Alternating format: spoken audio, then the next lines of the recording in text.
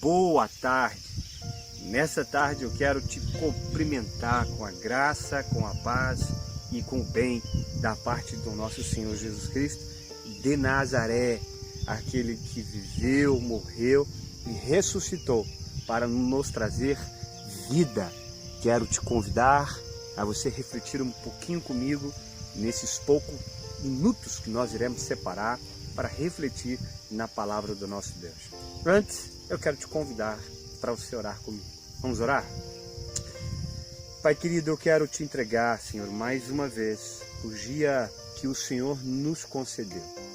O nosso deitar, o nosso levantar, os nossos afazeres que o Senhor nos permitiu concretizar cada um deles.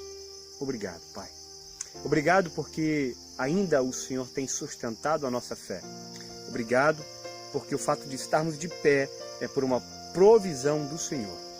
A minha oração neste momento é rogar sobre a vida de cada um dos seus filhos que estão em casa, cada um dos seus filhos que estão trabalhando, cada um dos seus filhos que nesse momento estão separando este tempo para ouvir um pouquinho da Tua palavra, Pai. Ensina-nos o Teu querer, ensina-nos os Teus princípios, ensina-nos a vontade do Senhor para cada um de nós, Pai. Em nome de Jesus. Amém.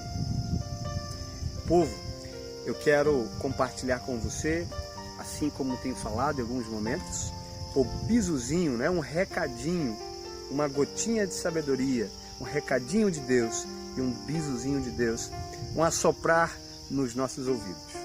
Ontem, um local diferente, nós falamos no livro de João, sobre o capítulo 11, sobre a vida de Lázaro, Marta, Maria, os discípulos, os judeus e a multidão. Falamos sobre um pouquinho da perspectiva que cada um ali tinha, a ótica que cada um teve daquele cenário. Hoje, como prometido, eu quero terminar de compartilhar com você este pequeno texto. Eu quero terminar de compartilhar com você algumas das grandes verdades que estão escondidas atrás do texto de João, capítulo 11. Então, abra sua Bíblia mais uma vez no livro de João, capítulo 11. Olha comigo alguns trechinhos e eu quero dividir com você. De forma muito resumida, ontem nós caminhamos do verso 1 até o verso 16, quando Jesus recebe a notícia de que Lázaro estava doente e quando Jesus toma a decisão de retornar para a cidade de Betânia para encontrar com Lázaro, com Marta e Maria, suas irmãs, suas filhas na fé. Bom, ontem eu deixei bem claro para vocês que a forma como Deus vê o problema, a forma como o nosso mestre Jesus, ele vê a cena que eu e você estamos vivendo é muito diferente da forma como eu e você vemos. Às vezes, o nosso medo, ele é muito pautado naquilo que eu e você enxergamos, naquilo que a nossa ótica, ela nos proporciona. E Jesus não usa os nossos óculos. Jesus, ele está além de nós. Talvez alguém que poderia resumir isso é a própria Marta, quando ouve o mestre dizer que se ela cresce, veria a glória de Deus. Talvez depois de concluído o milagre, hoje, se ela estivesse aqui conosco, se ela estivesse aqui comigo nesse momento, ela poderia dizer: não, vocês fiquem tranquilos. O mestre, ele é muito além daquilo que a gente imagina. O mestre, ele é muito além de ser só o Filho de Deus. Ele é Deus encarnado na terra. Eu provei e vi, enxerguei, senti. Isso é o que ontem nós dividimos com você. Hoje eu quero dividir com você uma outra perspectiva. Ontem nós falamos sobre a perspectiva de Jesus, a forma como o mestre olhou para o problema. Ele não tinha de convicção de que aquilo era para a morte, muito pelo contrário, aquilo era para a glória do nome dele. E também nós compartilhamos da ótica dos discípulos. Ficaram temerosos, ficaram amedrontados de voltar para aquela terra, porque eles tinham acabado de sair de lá e tinham sido quase que apedrejados. Os discípulos dizem isso para Jesus: mestre, o senhor quer voltar para um lugar da onde eles tentaram te apedrejar? Tanto é que quando você observa o verso 16, lá de João capítulo 11, ele fala: então Tomé, chamado Dídimo, disse aos outros discípulos: vamos também morrer com ele. Até o tom de uma dramatização, né? Um pouco dramático demais. Talvez nesse contexto aqui, Tomé estava um pouquinho ainda afoito com tudo aquilo que estava acontecendo. E, como eu disse, mesmo estando com o Mestre, mesmo estando caminhando com Jesus, parecia que a fé não era tão latente assim, não era tão evidente. Mesmo vendo os milagres, não ficava evidente que aquele que estava com ele era o Filho de Deus. Talvez aqui eu quero dividir com vocês uma frase de que quando a gente começa a ter um nível de ansiedade, é um grande indício do fim da nossa fé. Consegue entender? Quando a gente percebe em nossas vidas o fim da fé, pode ter certeza que a ansiedade já tomou o lugar dela. O início de um sentimento de desespero é um grande indício da ausência da presença de Deus em nós. Cuidado, porque isso nós enxergamos na vida de Marta, que é o que eu prometi que eu quero compartilhar hoje. Para a gente deixar escrito no teu coração, meu desejo era que você pegasse uma folha em branco, escrevesse, assinasse o seu nome, e entregasse ela para Deus, para escrever tua história. Assim como alguém já disse há muitos anos atrás, isso é a vida de um cristão. Assine uma folha em branco, entregue para Deus, deixe Ele escrever sua história. Deixe Ele escrever seus altos e baixos, que a gente acha que é o que vai resumir a nossa vida, e não vai. Bom, até aqui que nós ontem conversamos, eu quero que você guarde essa frase ainda no seu coração. O início da ansiedade é o fim da nossa fé. Quero te dizer isso porque a vida de Marta é alguém que eu quero conversar com você. Olha aí no livro de João, capítulo 11, verso 17 em diante. Vamos caminhar comigo. O texto diz assim: ao chegar, Jesus verificou que Lázaro já estava no sepulcro havia 4 dias. Betânia estava a cerca de 3 quilômetros de Jerusalém.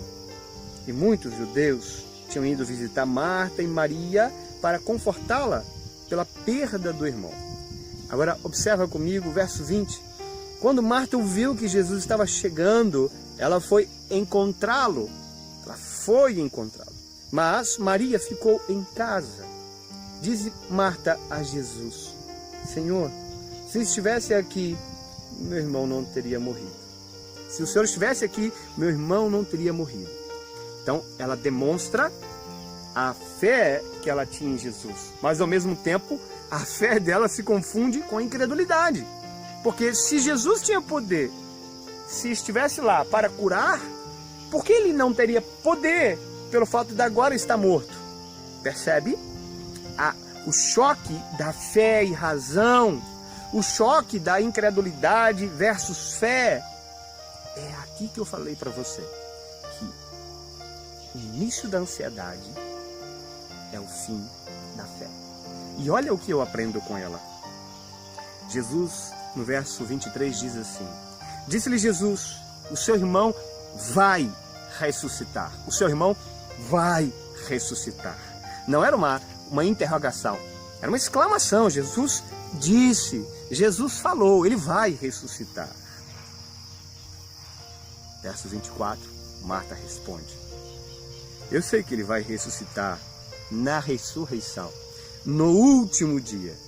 Disse-lhe Jesus: eu sou a ressurreição e a vida, e aquele que crê em mim, ainda que morra, viverá. E quem vive e crê em mim, não morrerá eternamente.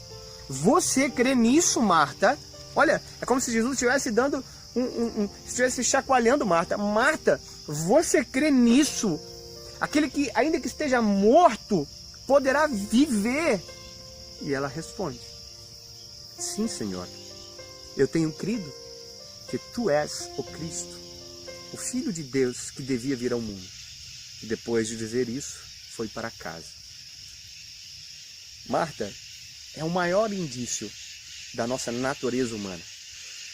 Assim como eu amo falar da vida do apóstolo Pedro, aonde ele oscilava com a sua fé de alguém que conhecia Jesus, mas ao mesmo tempo sentiu medo, sentiu pressionado pela circunstância, momentos antes de negar o mestre. Marta também. A despeito de saber que o mestre poderia resolver tudo aquilo, ela questiona ele: mestre, se o Senhor tivesse chegado antes, isso não teria acontecido, porque o Senhor teria curado. E às vezes a gente fica assim, um pouco confuso, entre saber que Deus está no controle, conforme ontem nós dissemos, conforme hoje de manhã nós oramos na sala de oração, pelo aplicativo T-Link. Se você não estava lá, eu te aguardo lá. Baixa o aplicativo e vem para a sala de oração com a gente, 6 horas da tarde e 10 horas da manhã. Por mais que a gente saiba dessas verdades, parece que a nossa fé oscila. Parece que o nosso rosto, ele é um pouco diferente do nosso coração. Nossas palavras, um pouco diferente da nossa atitude. Foi o que aconteceu com Marta. As palavras eram diferentes do desespero dela. Porque ela sai correndo para perto de Jesus e nem espera ele chegar em casa. Ora, se ela soubesse que de fato ele era o Filho de Deus e poderia ressuscitá-lo, poderia curá-lo, por que uma fé tão distante da vida prática? Fica aqui uma lembrança e um grande alerta para mim e para você. Cuidado. Cuidado, que o início de uma ansiedade aqui dentro é um grande indício do fim de parte da nossa fé.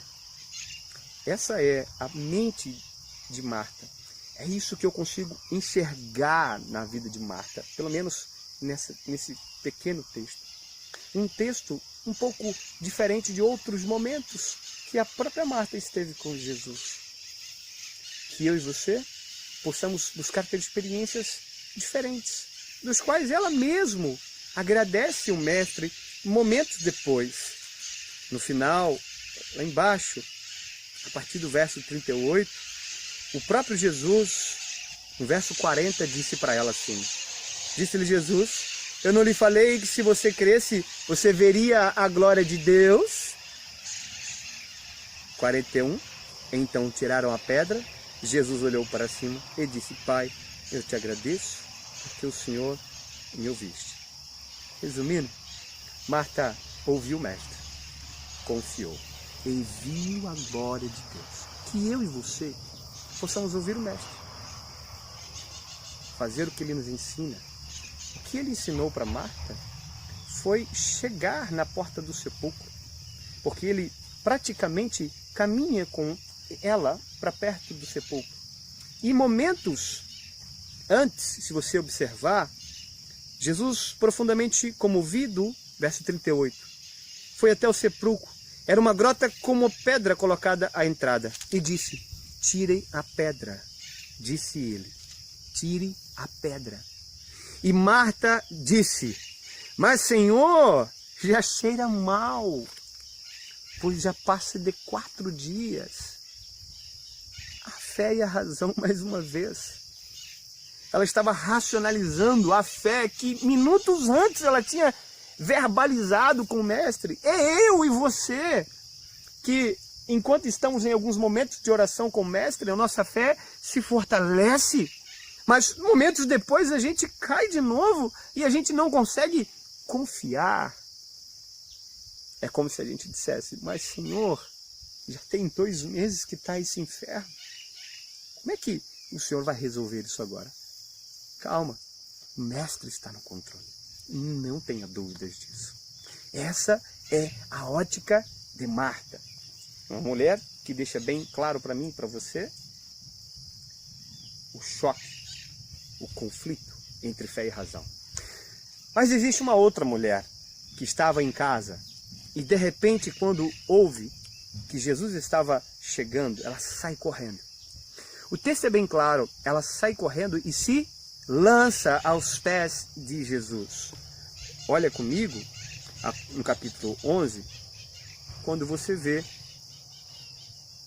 lá no verso 31. Quando notaram que ela se levantou depressa e saiu, os judeus que estavam confortados em casa seguiram-na, supondo que ela ia ao sepulcro ali chorar. Chegando ao lugar onde Jesus estava e vendo-o, Maria prostrou-se aos pés de Jesus. E pasmem vocês, ela fala a mesma frase de Marta. Mesmo estando aos pés de Jesus, ela fala a mesma frase de Marta. Olha a frase.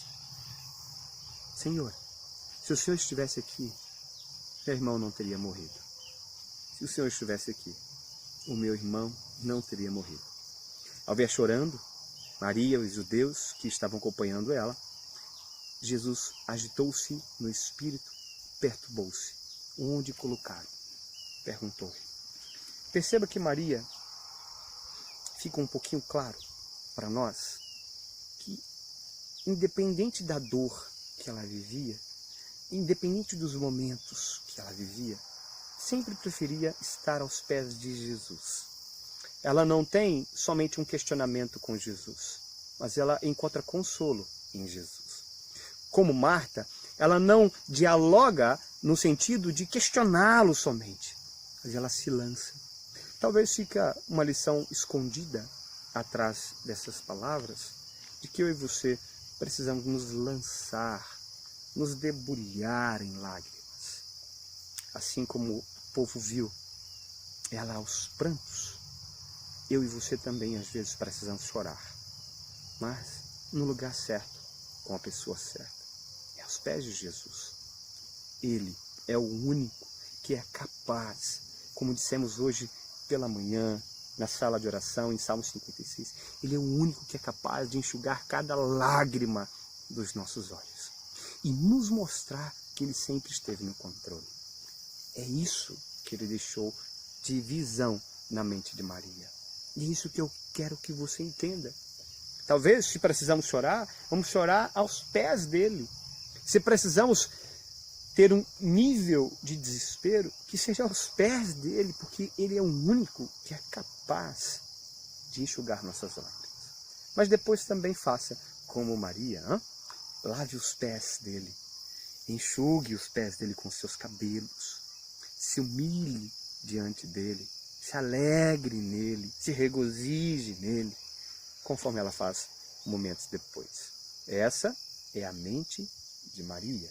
Então nós já conversamos sobre a mente de Jesus, sobre o problema, a mente dos discípulos que estavam com medo.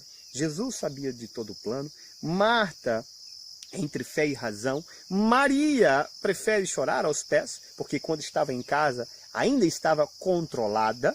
Perceba isso, ela espera o mestre chegar para sair toda espalhafatosa, toda desesperada. E só depois que ela vê o mestre que ela se lança aos pés dele. Busque isso. Não conte aquilo que está aqui dentro para alguém que não vai se compadecer de você. E nem para alguém que não pode te ajudar. O mestre pode. Ele pode. Ele nos prometeu que estaria conosco todos os dias da nossa vida. Ele nos prometeu que ainda que a gente ande pelo vale da sombra da morte, em momento algum ele nos deixaria só. Porque ele não nos prometeu que a gente não passaria pelo vale. Ainda que andemos. Ainda que andemos. Então, sim, nós vamos passar momentos de turbulência dos quais a gente precisa chorar. Agora, eu quero que você entenda, por último, que existe uma quarta visão, uma quarta ótica desse texto que a gente tem que tomar um cuidado. É a ótica de todo aquele povo que estava ao redor, sabe? É aquela manada, é aquele povo que parece que torce para algo não dar certo. É aquele povo que cada hora tem uma opinião sobre o problema. É aquele povo que cada hora tem uma convicção. É uma fé um pouco vulnerável. E esse povo não está só fora da igreja, está dentro também. É aquele povo que não tem uma fé clara. É a multidão, é o povão. E eu quero que você olhe comigo, lá no capítulo 11, quando você observa no verso 36. Então os judeus disseram, ele que abriu os olhos do cego, não poderia ter impedido que este homem morresse? Olha os judeus colocando lenha na fogueira. Imagina o tanto de pessoa ao seu redor colocando lenha na fogueira da mesma forma. Olha, o seu Deus não responde suas orações porque você está desse jeito, nessa circunstância. Por que aconteceu isso contigo, com sua empresa, com seu trabalho, com sua família, com sua saúde?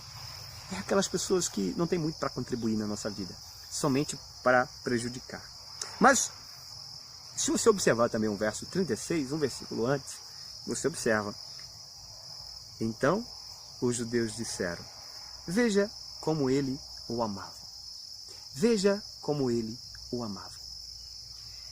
De um lado você vê um povo vendo o amor de Jesus, mesmo demorando mais 2 dias para estar. Do outro, você vê pessoas discutindo que Jesus poderia ter curado ele, como curou cegos hora antes. Eu e você precisamos entender que não podemos ter uma fé que seja pautada pela opinião pública. Sabe? Aquela opinião pública. A gente mora numa cidade pequena, né? Cidade pequena, todo mundo conhece todo mundo e muita gente opina sobre tudo que a gente está vivendo. Basta olhar nas redes sociais e você vai observar cada um emitindo a sua opinião. Bom, não seja levado por essas opiniões. Não seja levado pela opinião de pessoas que estão ao seu redor, mas que de fato não querem o teu bem, não querem ver a tua fé madura. Se apegue ao Mestre. Dê ouvidos ao que o Mestre lhe ensina. Lembre-se aquilo que disse no início deste pequeno recadinho de Deus para você. Faça com que a sua vida seja uma folha em branco. Uma folha em branco. Assine o seu nome embaixo. Entregue para o Mestre Jesus e fale, escreva uma história. Escreva aquilo que o Senhor quer que eu viva. E de fato, confie nisso. Confie nestas verdades. De forma nenhuma o Mestre nos abandonou. E de todas estas visões que eu compartilhei, todas elas têm grande valor. Todas.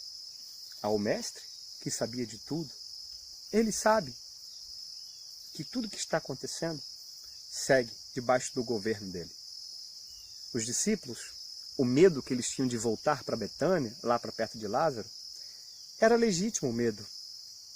Eu e você somos falhos. O próprio Mestre admite isso. Senão ele não tinha escolhido esses homens como ele escolheu eu e você. Marta e Maria, por mais que caminhasse com o Mestre de forma muito pessoal, também fazia parte daquelas pessoas que estavam ao redor.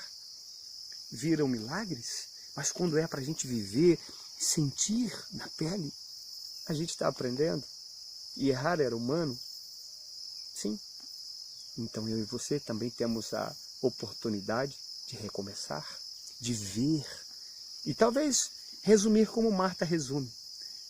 O Senhor é Deus. Ou, como o próprio Jesus diz a ela, viu? Eu não falei que se você cresce, veria a glória de Deus. Deixe essa opinião pública de lado.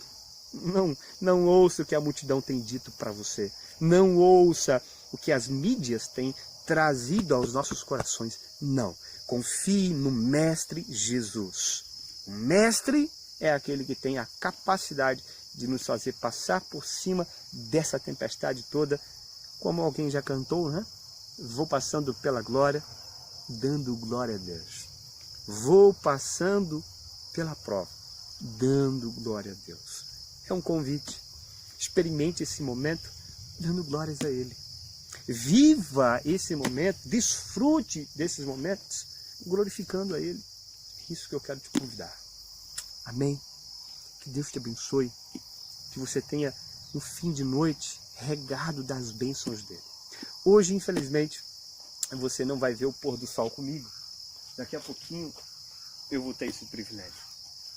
Mas eu quero que você lembre, como eu disse ontem, tudo ao nosso redor está completamente sustentado pelas mãos e pelo poder da palavra dele, do nosso Jesus.